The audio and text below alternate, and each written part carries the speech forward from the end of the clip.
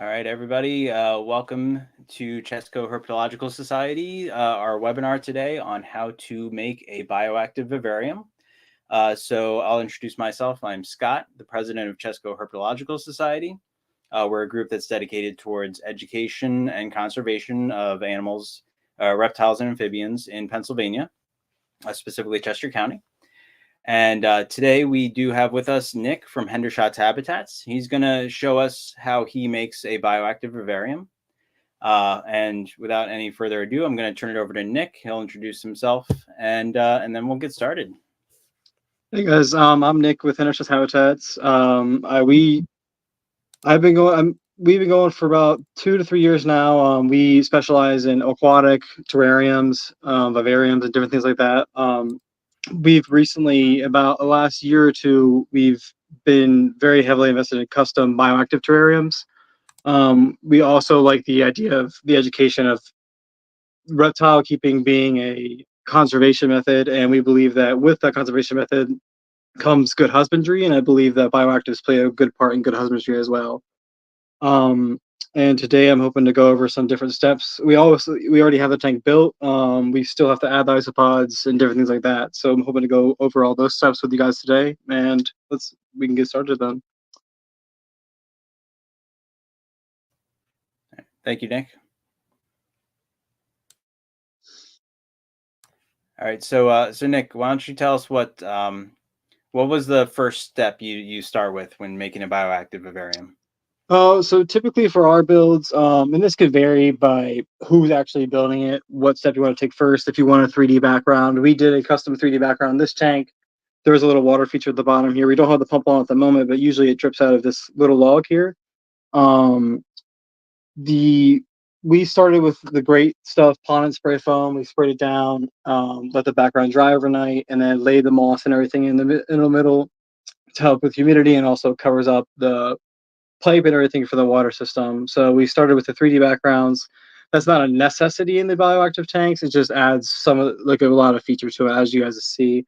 The next step we did, this is all off camera just because it was a little bit more labor intensive when you lay down the substrate and everything. There's a drainage layer. We use pea pebble rock. It's just more cost effective. You could also use hydro balls. There's a couple of different methods people use. It's just based on how you want to do it. It doesn't really matter too much. And then a separation layer, like a screening of some sort to prevent the soil from falling into the drainage layer. And then pick whatever soil you feel best. Typically we use Repti soil. It's good for humidity and the soil drainage. It's also good for plants to grow in. So if we want to get right into it, I have isopods and springtails right over here. We have powder blue isopods. I don't know I guess I can hold this at the camera and show them in there if the light will catch them. But there's some little guys in there. We usually start, once the soil is laid, we start by putting in these little guys. And what the isopods will do, they usually help with when you hear people say, oh, the poop and stuff like that. Isopods are usually the ones that will nibble on that. They'll nibble on. Also, we'll add a little later is leaf litter and different biomaterials like that are breaking down the soil. You can kind of, I don't know if you can see them that much right there, but I just added them in here. There's some all over this guy. But there's all sorts of insects and bugs you can also use differently for bioactive tanks. You could use for arid tanks, there's arid isopods and arid springtails as well. The springtails help with mold control, mildew, and different things like that. And these guys I usually just take in and there's usually water inside their containers, so I'm just gonna pour some in there. They're also like this leaf.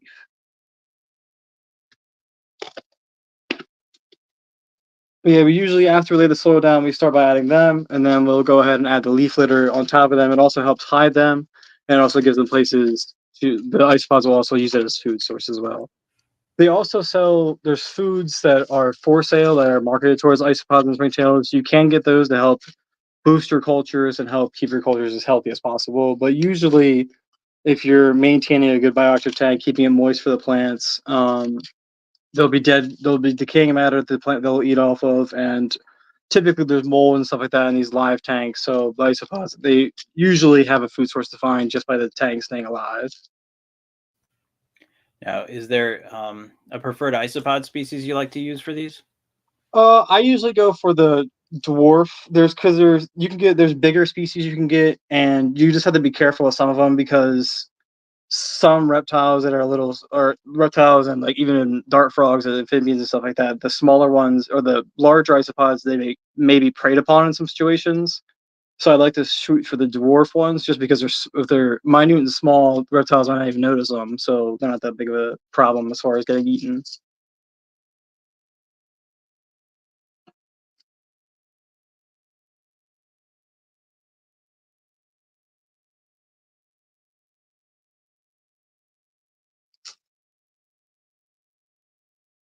In leaf litter, we have live oak leaves, what these tiny leaves are, and then the larger leaves are jackfruit leaves. There's many different options as far as that goes. It's kind of like up to the prefersion of whatever you want to design with. Do you I know some people will take leaves from their yard and like bake them. Do you purchase like pre-done leaves, or do you do your own? I typically buy them. I know I've seen the process that you can do, like if you can collect your leaves outside. It's the same with like branches and stuff like that. I usually try to get them post treatment, just because I'm not into the whole treating process as far as like just doing it. Because if I can buy them already done, plus I know then that they're actually done right versus me trying to do it in some way.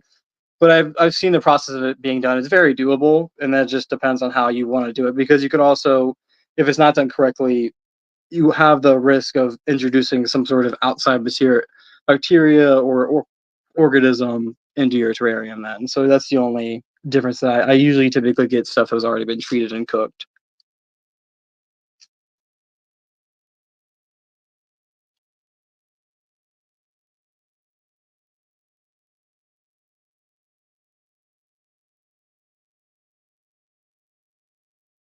But yeah, that's typically the next two steps after the substrate has been laid is to lay down I usually just put it in the springtails and isopods, then lay the leaf litter down. And then the next step we'd go on to is the plants. Is there anything else you had questions on as far as this step, or should I move on to the plant tank? I think we're good on this. I'd definitely like to hear about the types of plants you use. Yeah, so typically for planting, I mean, I don't really do a whole lot of when we typically build different terrariums. Like this one, I just picked two different reptiles to choose from, just because usually when we do pre-builds like this, we make it open ended to whoever is buying it can also put in whatever reptile. Like so, most reptiles, you can also like make terrariums where they fit in different situations. So we kind of make it open ended to the person that buys it. But for this one, we did the idea that someone's going to get dart frogs for the bottom and then morning geckos for the top. And when we're doing that, we also research the natural environments of both creatures or whatever animal would be going into the terrarium. So, like, when we research those different areas, we look at the plants that are found and like on the bottom floors and in the mid ground. And you're not always going to be able to find that exact plant, but you could typically find plants that are around like the same look. And that's usually if you're just shooting to make the environment look the same, you could just get plants that look similar and still get that same effect. Um, we usually we find plants that fill bottom ground and mid ground, and then we already planted this one just because it's a part of the background. But we also find plants that can dangle down for the background because you can hang plants in different situations like that up in like pots and everything. And then when planting, it's a whole different. I mean, you could just like, a lot of people. I mean, it looks fine too because you have live plants, but people just put plants in different situations. But we typically try to plant like when plants grow in the wild, they're almost on top of each other and competing and stuff like that. So we try to mimic that in a way where the plants are all growing intertangled. And typically, as the tank ages, it figures itself out like it does in the wild. So like it won't. Obviously, if you're noticing a plant get killed off because one's like dominating or something, you can trim it back and make sure that plant doesn't die. But usually, we just try to make it almost where the plants will grow up into each other and balance out like they would in the wild. Is there any special type of lighting you use for the plants, or is it just what you use for the reptiles will also work? That just depends on what you run. Like if you're going to run a certain story. if you're going to run UV lights on your reptiles terrarium, depending on which type of reptile you have, you don't necessarily need. I usually run LED plant lights if I'm not going to run UV, just because at least situations I found, like I run on my 125 paludarium for my boa, I run UV, and that is almost like I feel like the stronger of the lights because I feel like my plants in there are like on steroids. How fast they grow, like she crushes some of them and they grow right back. So it's just depending on the situation of your lighting. So like I would say if you have UV, you wouldn't really have to too much worry about getting an LED. Because if you don't have UV, I would just get an LED grow light. It's the simplest of the options. But I wouldn't really worry about it if you're going to run a UV. I mean, I know that's up to question as well, but if you notice that your plants are doing fine, then I would just keep it like that. But if you notice maybe your plants are slagging a little bit, I would maybe just slap a plant light on there. But typically, that's the situations I find.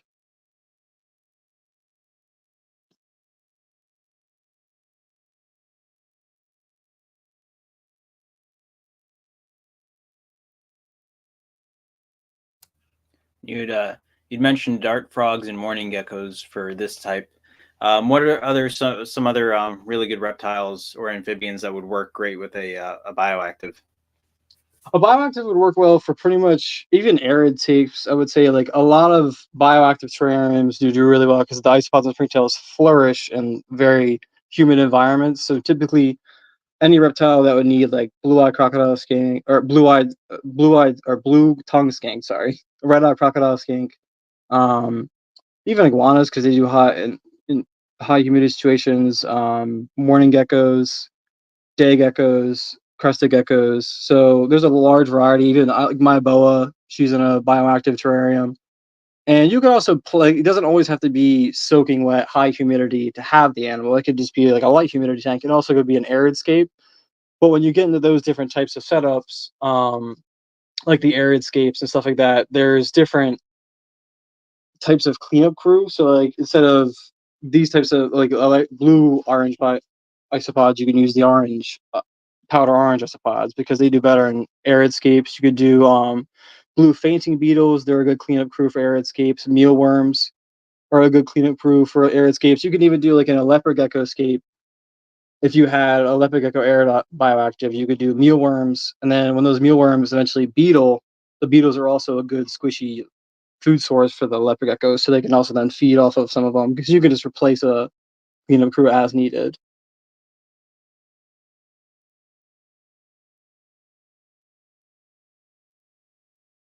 I kind of rambled there, but I think I answered the Yeah, great. question a little bit. Yeah, I've had a hard time trying to find an animal that won't do well, honestly, with a Yeah, bioactive because it helps everything. it's. I mean, like people. I know some people say like, "Oh, it's a trait because you don't have to." Then there's not a lot of work that goes into it. I would say that there's still a good amount of work that goes into keeping a bioactive live, but you don't have to necessarily like. A lot of people will strip their terrariums. You wouldn't have to do that as frequently at all with a bioactive. Um, like you're looking at yearly versus how some people will do it like every 2 weeks. Because a bioactive terrarium really all you have to do is water and trim plants because then like what you're doing is setting up a live ecosystem. So then it kind of handles the rest of it. You just kind of got to monitor little things to make sure the ecosystem thrives. Yeah, and I know I've got my crested geckos in bioactive enclosures, and I know that they can be really sensitive to if the humidity drops. So I feel no problem if I go, if I'm away for a few days, I'm not able to miss them or anything like that. The plants and soil really help hold that humidity.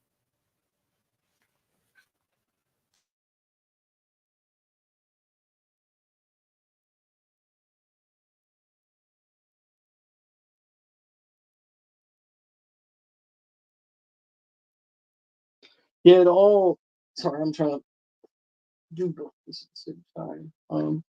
And for the planting style, like I was saying about with it growing up and stuff like that, you also have to find like the different almost spots where the lights are too. Like right here, the light will hit it a little better than versus like directly underneath all this wood. So it's about like planting in those different ways too, about seeing how the environment interacts. Because some of the plants will also like if they're too much in the shade, they will also grow out and up to the light. So it's just like different things like that when you're thinking about the plants. Because I know a lot of people say also live plants are like they're like, oh, I'd kill my plants instantly. It's like it's just different little things you have to watch out for. But typically, especially with a lot of like the different little terrarium plants, a lot of them are hardy.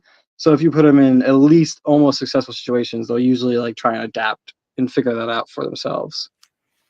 Yeah, and I got to tell you, I'm definitely not a green thumb, but I can keep bioactive enclosure plants alive because of that drainage layer. It allows me to like add a bunch of water. I tend to overwater my other plants, so these ones they don't have that problem because it's got that drainage layer. Yeah, I know some people say like drainage layers also like you don't. I've seen some people say that you don't necessarily need them. I believe that if you're running a system that you don't and you don't seem like does it seem like you need it, maybe you don't. But like there is, I've seen tanks where it's like, oh, you don't have a drainage layer, it's not a problem.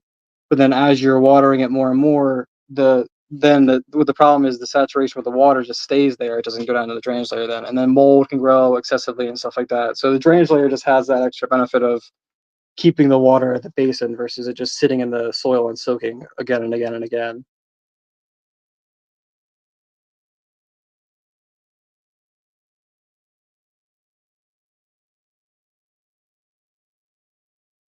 This is kind of what I was saying about planting like with each other, like growing up as well. Like you wanted, I'll do like a large plant like this in the foreground, and then right below it have like little plants around the stalks because it's how again it's how it kind of will grow in the wild where the sun will come down and catch around it as well.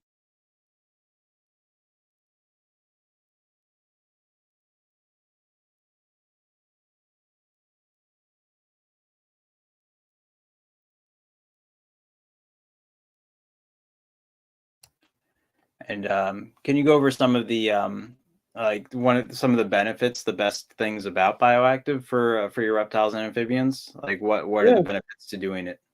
it help. I feel like it definitely helps with. It promotes a good enrichment for the animal as well. Like it's a lot of environment to explore. It mimics their natural environment, so then that they feel at home. They're probably gonna you're gonna see more keeping your animal in a more natural environment. You're going to see more natural ability, like more natural instincts and more natural sightings, like things you wouldn't see. Like you're like, oh, my crested gecko acts so much more differently in this planted, hugely planted bioactive enclosure. That's because they come from like thickly planted areas where they're hopping around from tree to tree, exploring and stuff like that. So like if you mimic that environment as much as possible, you're going to see your animal interact versus if it's just plain, they'll be sitting there trying to figure out what to do because they're bored. So I just feel like it also helps where it's enriching and it also helps just I mean, I feel like when people keep the animal, you also want the environment to look as beautiful as possible. So it also gives a beautiful look, like you can just a natural look for everything. Keeping humidity the same or keeping humid like if it has to be humid tank, keeping humidity will be easier because you're misting it for the plants anyway, so it's going to keep it humid and different things along those lines as far as making it easier or how it benefits the creature or how it benefits the animal you're going to keep inside of it.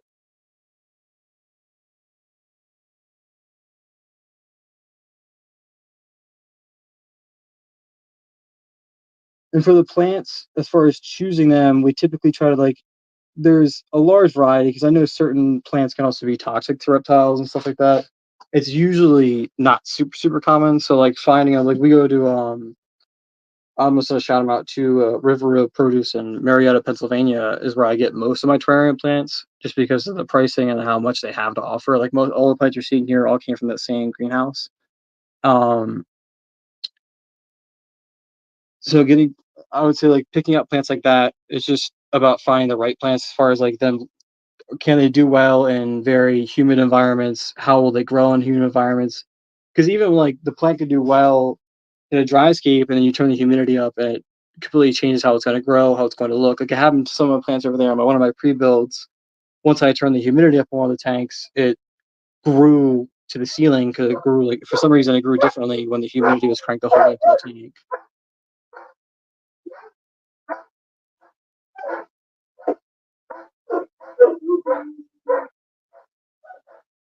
Sorry about the dogs barking.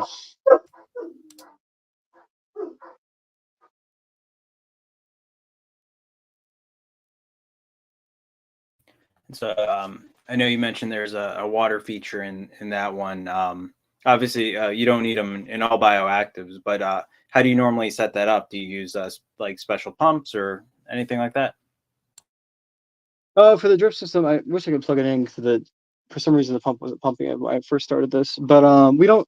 I usually use like an aqua top. It's like a little aqua top square. I feel like it does the best. It also doesn't have an auto shut off feature, so like if the water gets too low, it's not going to turn itself off or anything. Because the amount of water that's actually at the pump is maybe like an inch to a half an inch, and it just takes that water, runs it through the pipe up here. We hit the tube underneath all this moss, and then it comes out the bottom here. And also, when building a pump like that in an area like this, it's about making it accessible to the person as well. So like I glue this moss on to a certain point where you can also pull it all back, so you have access completely to the pump and completely to the system. If you run into any sort of problems with it, you can pull it right out. I know there's many different pumps and filters you can use for it, so I'm not gonna say like there's a certain exact brand because I've used two different types. But for that, it's just about making it super accessible to the because eventually you will have to work on these things if it sucks up any sort of debris or if you just need to work on it in general. As far as if you add a filter on it and clean that filter, it just makes it easier if you make it completely accessible and you can pull it right out. So that's what we typically try to do on all the designs like this.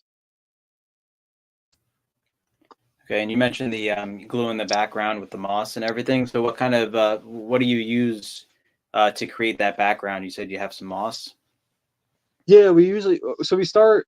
It typically is an overnight process. We lay down aquarium sealant on the very back, let that dry, and then come in with it's called the Great Stuff Pond and Spray Foam. It's a black spray foam, and we go over top with it. We lay the wood pieces that we're gonna lay in as that's wet, and then that'll all dry around. We also lay cocoa fiber on top to give it like a dirt look, and then overnight as that all dries, it'll adhere all this into place, so there's no movement or anything.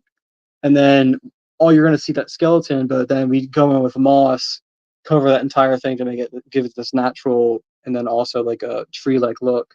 And then also with the moss, it benefits because this is all it's just decorative sheet moss, but at the same time it still acts like real moss. So once you wet all this down, it'll also help keep the humidity up.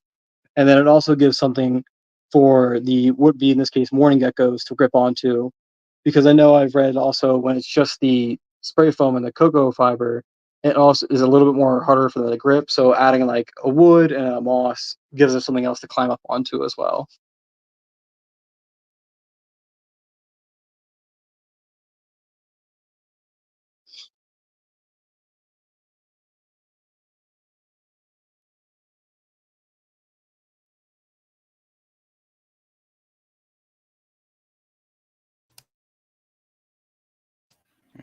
What are some of your go-to or your favorite types of plants in there?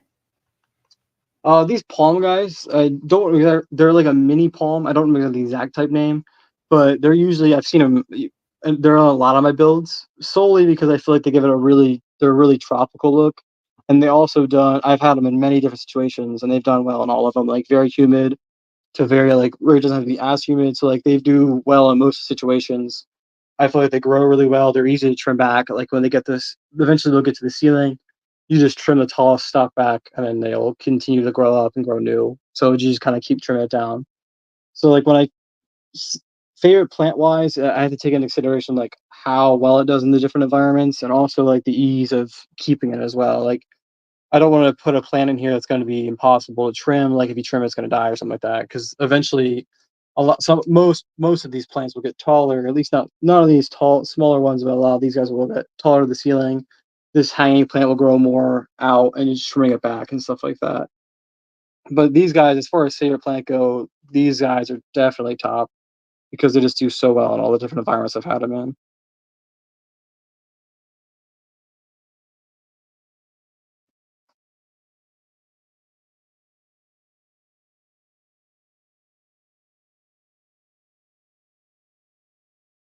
They also cover the foreground to like the tall ground area as well. They go up pretty high, so I feel like they cover that area really well.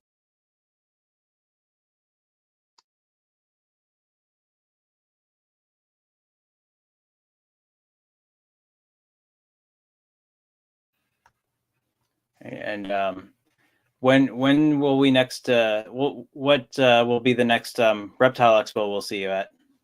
Actually, that's this one we're creating too. The tank you see here will be for sale as well. This is one of our newest pre-builds. We will be in Lebanon September 13th, I believe it is, and then the next day we'll be in Allentown September 14th. So our next expo is in about 2 weeks, I believe it is, about 2 weekends, 3 weekends. September 13th in Lebanon at the Mid Atlantic Lebanon Expo. You will see this one for sale, and also another brand new one that I don't have constructed just yet, but it's going to be a 20-gallon tall drip system. It's going to be there as well. All right. We have a question from the audience. Do you ever have issues with the isopods sneaking out of the corner door? Typically, no. I know some of the doors, like this one's not really built like that, but some of the doors have like a vented here. But usually there's not too huge of a gap. I know I've seen people that have had that problem. I typically, if you do run into that problem at all, I would just push the dirt back away, like maybe kind of escape it so it's not as close to that gap, because they won't. Isopods aren't really looking to escape, so they're not going to like just hunt down for like the next escape area. So if you just kind of keep them away from where the vents and stuff like that are, I don't think they'll hunt, and they also like won't be able to climb up to it either. So unless there's dirt there from access. And I keep a few species of isopods, and I will say, no matter what you do, you'll occasionally have one teleport to somewhere you Yeah, didn't expect them to show up. there's typically so many of them though. I mean, it's not too much of a problem, but I know I've seen it before, like where there's the fence and they can kind of escape if they wanted to. But I typically, if that's the case, I would just design it farther back so they can't just climb right out. Yeah, I like to give them maybe a little piece of cork bark on the ground. They like to hide under there, and they can eat that too. I was trying to see if you can see him or not on top. Yeah. Okay. Yeah, there he is.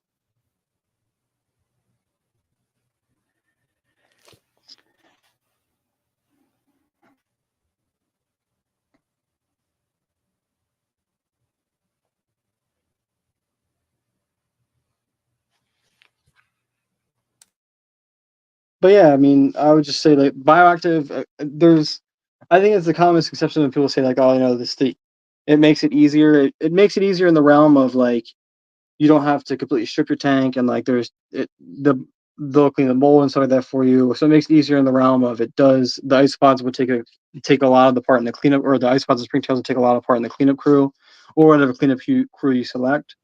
But there's also still just little, like I was saying, there's a little maintenance that you have to do that goes into making this environment flourish, as I should say.